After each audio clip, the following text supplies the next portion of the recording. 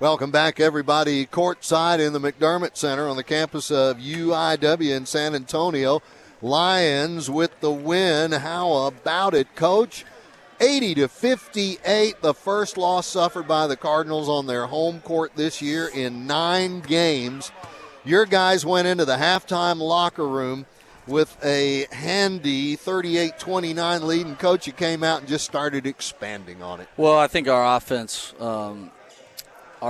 showed up today in a big way, but it started with our defense.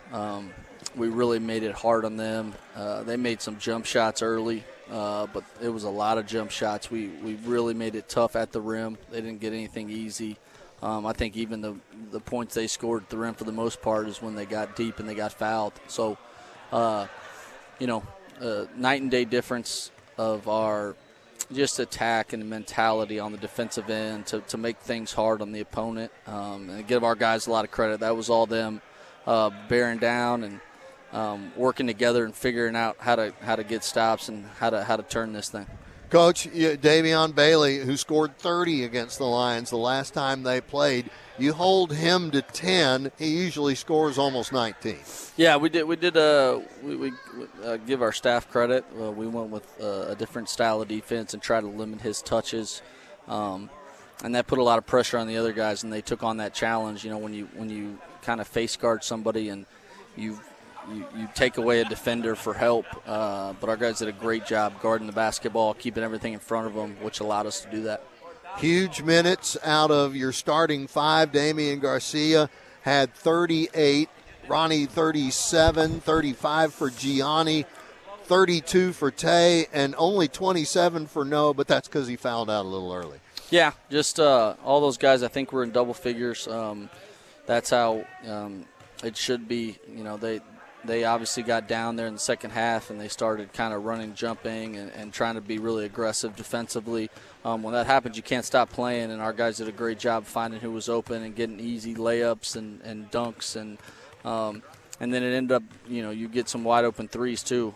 So really just happy for our guys. Obviously, they want to be successful, they want to win, and this will be great film to show them, the things that it takes. We didn't do it against Houston Christian.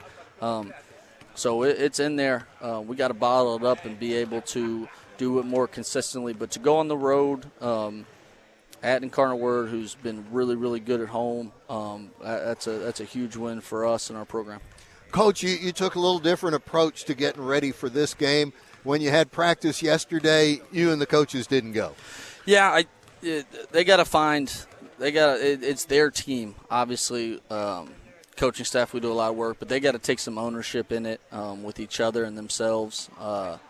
And it sounds great because we played so well. It would have, you make decisions as a coach and you hope it works out. And obviously it worked out this time. But, they spent an hour and 45 minutes with the practice plan, going through practice and preparation by themselves last night. And, obviously they found something amongst themselves to get that motivation they needed to go out and play really well. So kudos to them, hats off. I know Gianni is a senior, Tay is senior. We've got a lot of seniors in there that want to go out the right way. So hopefully this can get us started on the right track. All right, we're just coming up on the midway point of the season. The goal is first to get into the tournament and see what happens there. But this was a really key dub for your guys. Yeah, and it's especially because we got to go back on the road next week. We're going to be in the field house a lot in February, but we got to get some wins before we get there. I really want to take away just how we played and how we got things to work today, and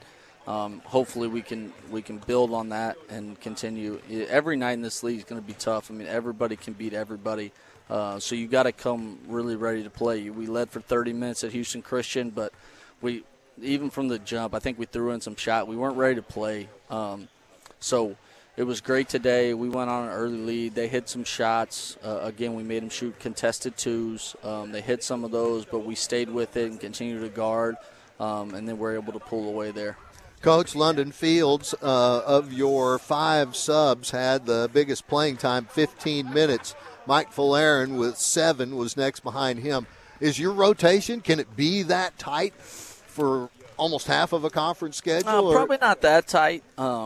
That group was really rolling right there in the second half, so we didn't get to a kind of a normal rotation. But we're probably going to play 8-9 guys depending on how the games are going and how our health is. So, get back to practice and continue to. We obviously got to get in the tournament, but I'm not even worried about that. There's so many games left, and we got to worry about the game in front of us and try to get a win and then go on to the next one.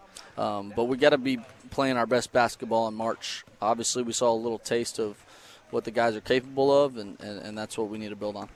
Noah Pagano fouling out. I believe this is his 5th game, but he played 27 minutes, had 16 points, picked up 4 boards, 2 assists, and he was a threat defensively. Yeah, did a really good job switching. All of our forwards did a heck of a job switching on their talented guards and keeping the ball in front of them. When you compete at the rim, you're going to have fouls, and we're not worried about fouls necessarily. We want to have smart ones, and, he picked up a cheapie away from the basket. Those are the ones we got to clean up. But if you're being aggressive and you're trying to make things hard on the other team, you're going to foul. And obviously Noah's one of our most aggressive physical players, and he takes the challenge every night. He's a little undersized for some of the opponents he's playing against, but it doesn't seem to bother him. No, not a bit. I was just going to say, this is one of your non-D1 guys, but he's kind of made the jump from D2 now. He was playing in a fine West Texas program, but he's really stepped into this and not dropped off too much once. No, he's been great. He's been really consistent for us. It took him a little bit, just like all of our guys getting gelled and mixing in, but he's really been consistent here over the last probably 3 or 4 weeks. All right. I think I started to bring this up and got away from it. London Fields with his minutes time. Is he becoming your 6th man, or is that something that'll always be? It'll be in flux. I thought he played really well today. Played defensively, and we're gonna need a lot of guys on the bench. We're gonna need them in spots, and we're gonna need them to come in and produce and be effective. And you're not a great team if you only have 5 guys. So. Good to see everyone that checked in played well and did something positive today. All right, Coach, congratulations. What a win. Go in there and try and stay dry. The guys are celebrating. You got it. Go Lions. All right, that's Jarrett Von Rosenberg, head coach of your East Texas A&M Lions.